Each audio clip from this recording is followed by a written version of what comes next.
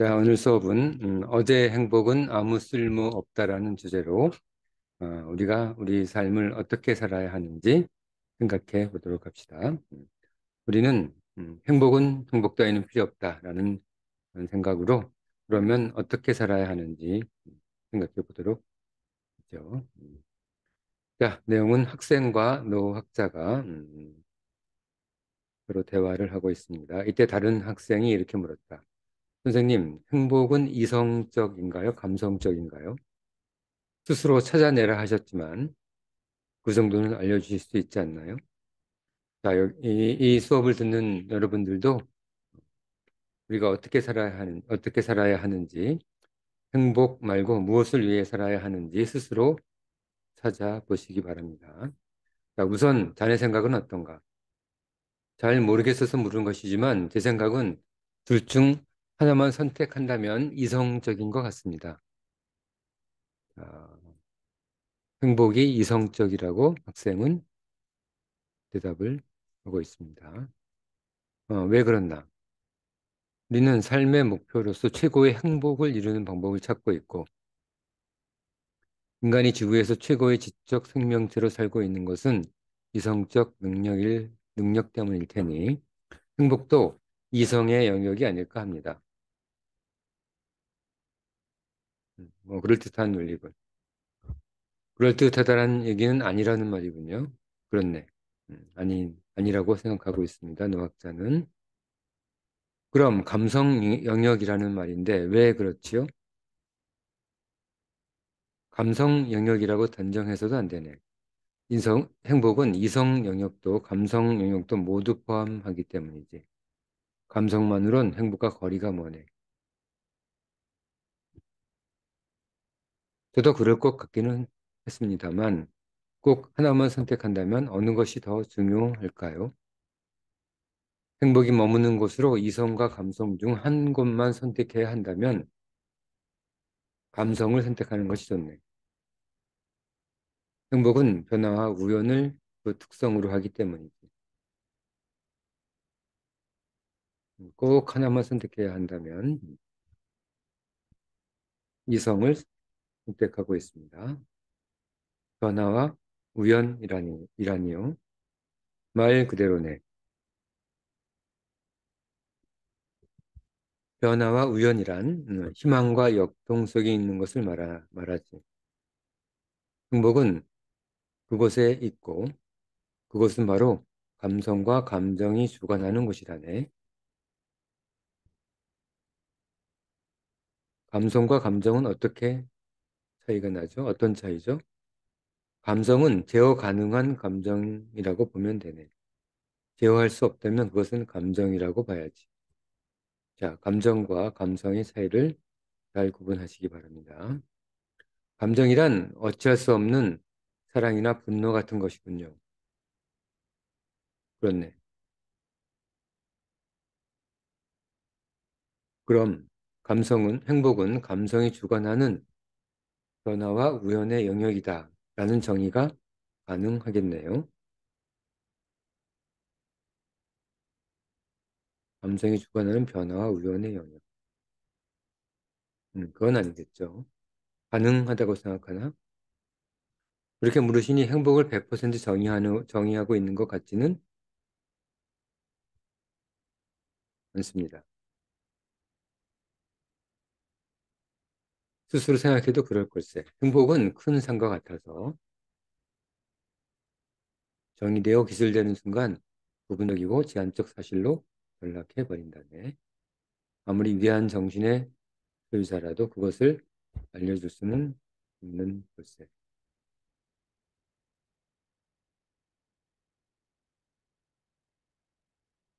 한번 얘기했던 이야기죠. 사실 지난번에 그 말씀을 하셔서 어느 정도 이해하고 있기는 합니다. 자꾸 잊어버리는군요. 사람의 기억력은 하루를 넘기기 어렵네. 위대한 깨달음도 하루 저녁 지나면 다 잊어버리지. 그렇죠. 우리는 하루만 지나면 다 잊어버립니다. 그런 것 같습니다. 선생님, 그런데 우리는 누구나 과거 언젠가 행복했던 적이 있지 않습니까? 뭐 그렇겠지. 그런데 우리는 왜 행복을 유지하지 못하는 거죠? 행복의 유지에 대해서 얘기하고 있습니다. 예를 들면 어린아이 때의 행복, 서로 사랑을 시작했을 때 행복 이런 건 말인가? 네, 그렇습니다. 자네 집 근처에 자주 산책이나 운동하는 공원이 있나? 네, 일주일에 두세 번 정도 산책하는 곳이 있습니다. 봄, 여름, 가을, 겨울 공원의 모습은 어떤가? 계절별로 완전히 다릅니다. 제가 그 모습을 설명할 필요는 없겠지요. 어느 봄날, 그렇죠? 하루 이틀 사이로 벚꽃이 만발했다가 다 떨어지기도 합니다.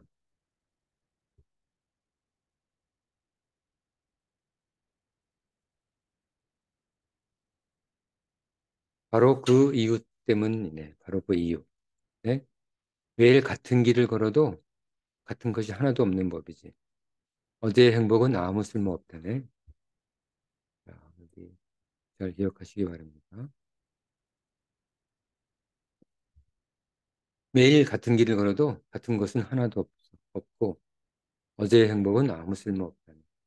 오늘 생각 주제죠. 어제 삶의 상황과 오늘의 것이 다르니 어제의 행복은 오늘 더 유효하지 않다는 말이군요. 그렇네. 선생님 주변에 멋있는 사람이 있는데 주변에 멋있는 사람, 그들이 행복해 보이기도 합니다. 그들의 멋진 모습처럼 되는 것이 결국 행복해지는 방법 아닐까요? 멋진 모습을 모방하겠다는 모양입니다. 뭐 안 되겠죠. 어떻게 멋있나? 자기 능력, 외형적 모습, 인간관계, 자기관리 측면에서 모두 그렇습니다. 그런 것들을 잘 한다면 행복은 저절로 따라올 것 같습니다. 어떻게 살아야 하는지를 보여주는 것이군.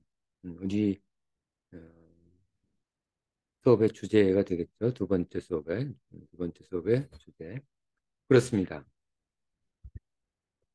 자, BTS 같은 아주 멋진 가수가 있다고 치세.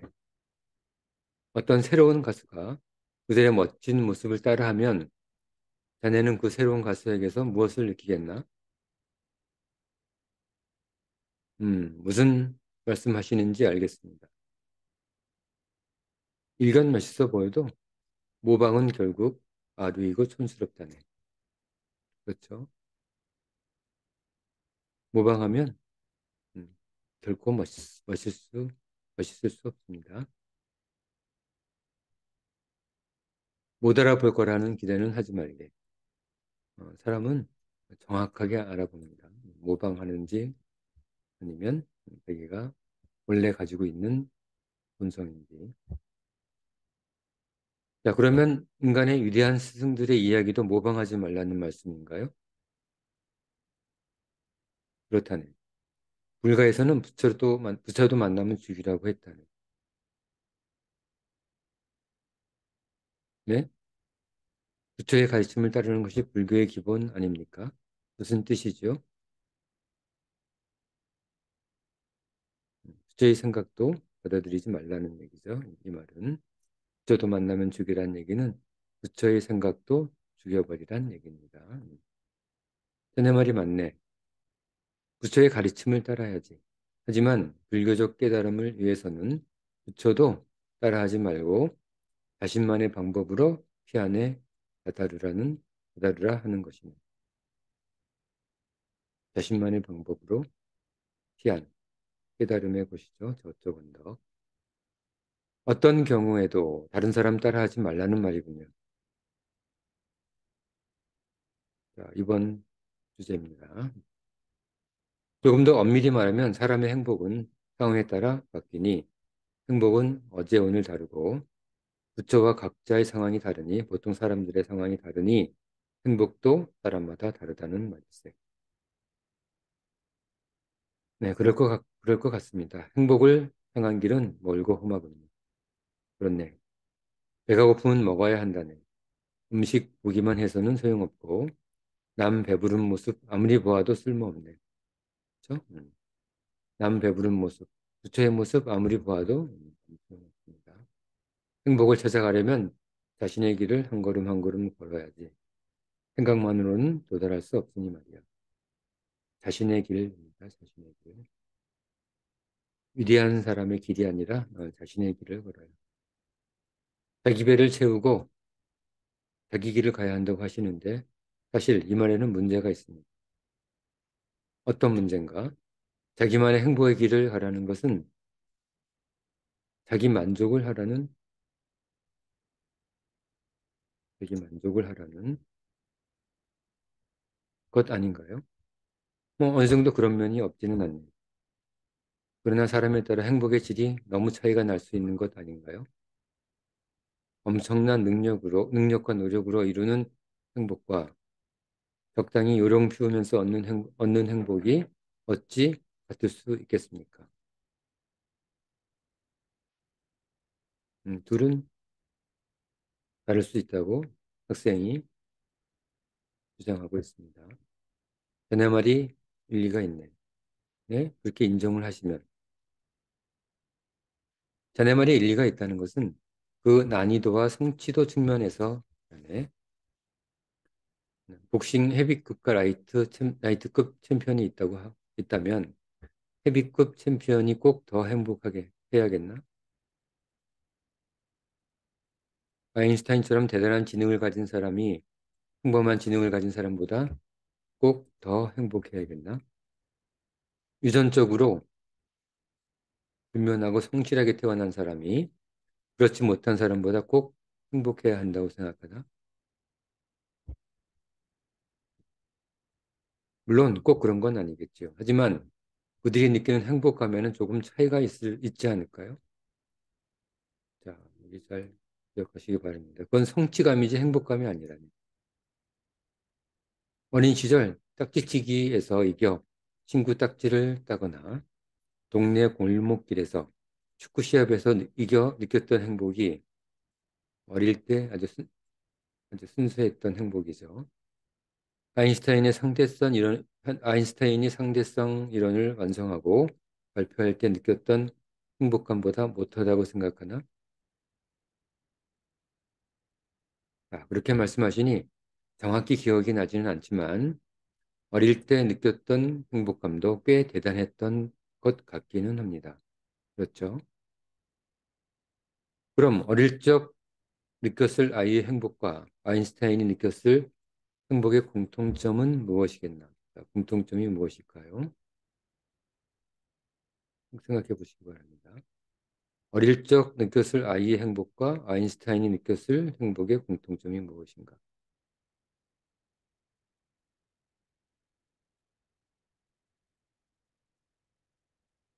자, 넘어가겠습니다.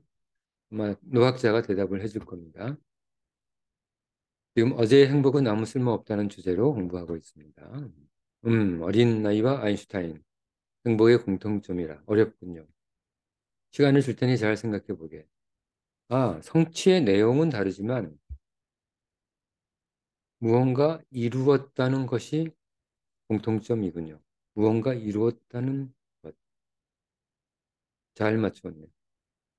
자, 그러면 이룬 것이 공통점이기는 한데 그 성취의 정도가 크고 다른데도 불구하고 행복함이 비슷한 건 왜이겠나? 자, 이것도 생각해 보시기 바랍니다.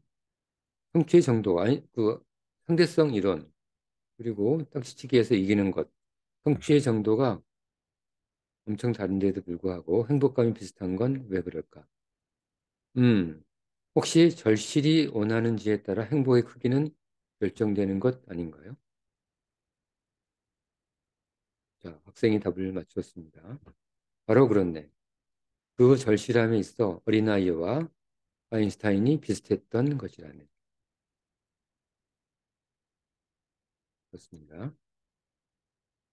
뭔가 느껴지는 게 있습니다.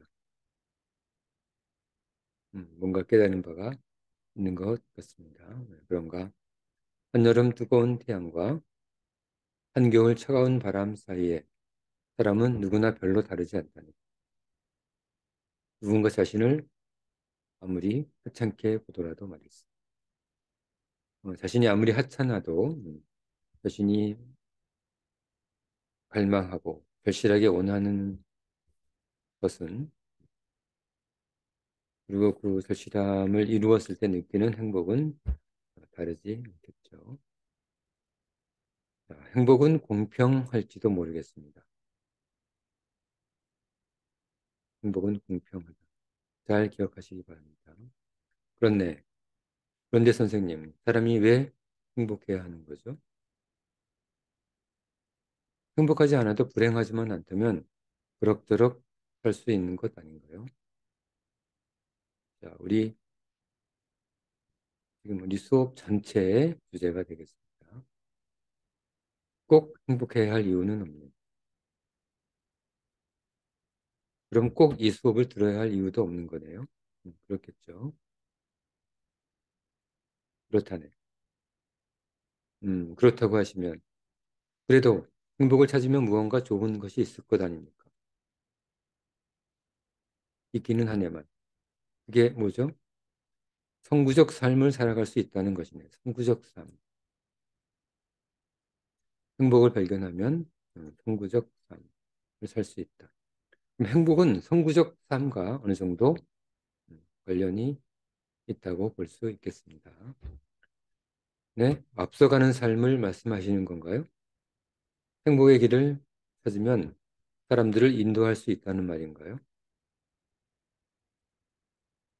비슷할 수 있겠습니다. 한 성구적 삶이 고요한 침묵 속에서 세상 모든 행동을 바꾼다니. 그리고 그것이 세상을 유지케 하지. 이런 아주 조용하게 사는 평범한 사람이 세상을 유지한다고 합니다. 자기 행복이 세상을 유지케 한다고요? 그게 무슨 말입니까? 그만큼 어려운 일이고 중요한 일이라네. 아무나 할 수 없는 일이죠. 그렇게 중요한데 왜 수업을 안 들어도 된다고 하셨나요? 위에서 그렇게 얘기했지. 이렇게 위에서 얘기했습니다. 어렵기 때문이지. 이 수업을 아무리 들어도 안 되는 일이기 때문이에요. 수업만으로는 행복할 수 없다는 말이군요. 그렇다네. 이 수업을 듣는다고 행복을 알 수 있다고 생각하면 이 수업을 안 듣는 게 좋습니다.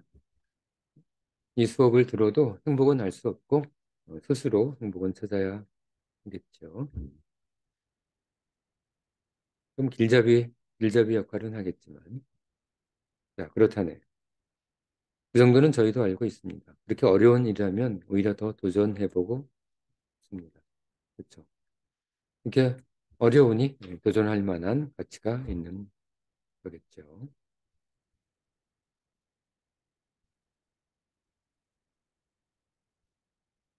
그런가? 훌륭하네. 세상 모든 행동을 바꾼다고 하셨는데 그게 무슨 말인지 잘 모르겠습니다. 이해되도록 예를 들어 주시면 안 될까요?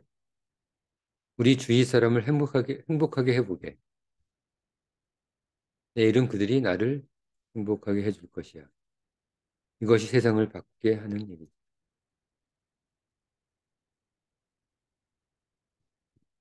학생 말대로 예를 들어도 확실히 잘 모르겠습니다. 선생님 말하고 있습니다.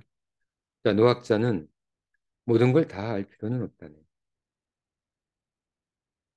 정확히 알려주지 않습니다. 여러분도 스스로 생각해서 알아내시기 바랍니다.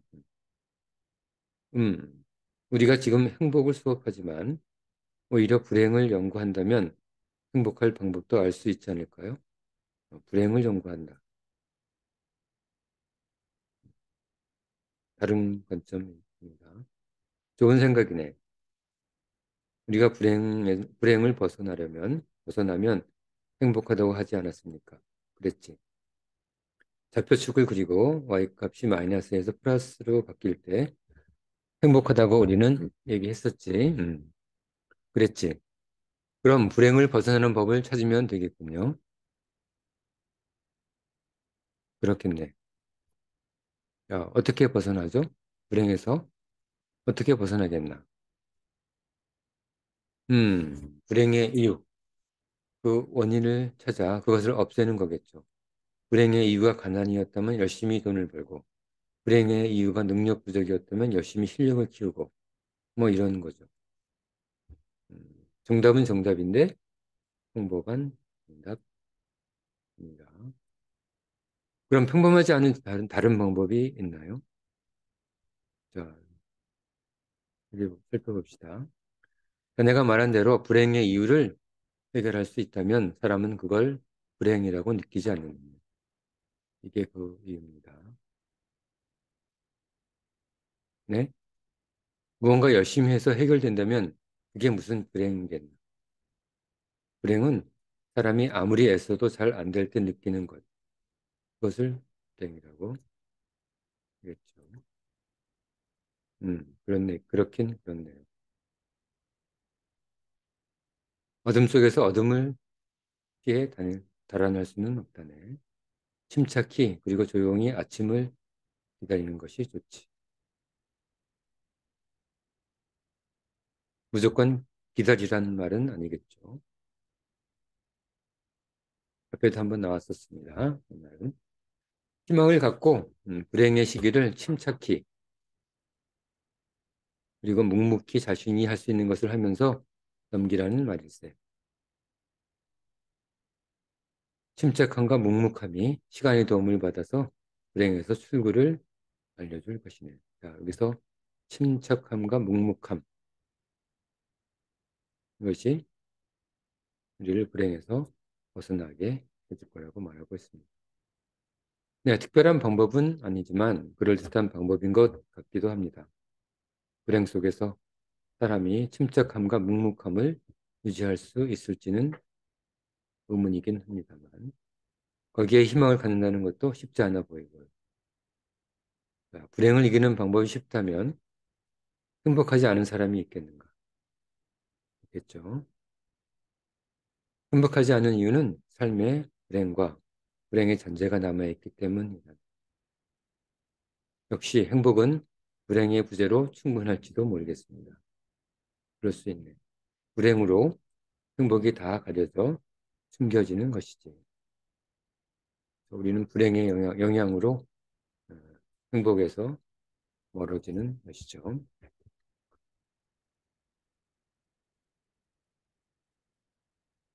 네. 행복을 찾는다는 것은 태양이 떠오르는 것과 같다네. 어둠 속의 것이 드디어 드러나는 것이지.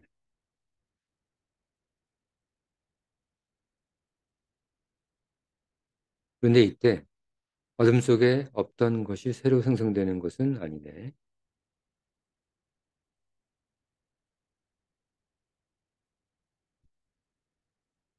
그렇다면 아직 어둠 속에 있다 해도 불행 속이죠. 걱정할 것이 없지 않은가.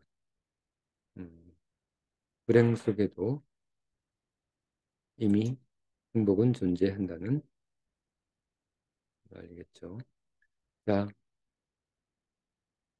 각자 스스로 어떻게 살아야 하는지, 어떻게 행복을 찾을지 스스로 발견해 보시기 바랍니다.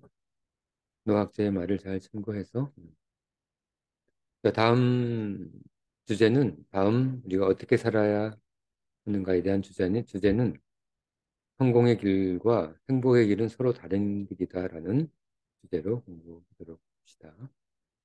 자, 오늘 주제 오늘 주제는 어제의 행복은 아무 쓸모없다라는 그런 주제로 우리가 어떻게 살아야 하는지에 대해서 생각해 봤습니다. 어제의 행복은 정확히 읽으면 어제의 행복은 아무 쓸모없다. 다른 사람의 행복도 마찬가지로 쓸모없었죠. 뭐 부처의 행복도 쓸모없을 정도니까요. 예수님의 행복도 쓸모없고. 행복은 스스로 찾는 것이지 어제의 행복, 다른 누군가의 행복과 관계없는 것입니다. 자, 오늘 수업은 여기까지 하고 다음 시간에 또 다른 주제로 어떻게 살아야 하는지 생각해 보도록 합시다. 자, 오늘 수업은 여기까지.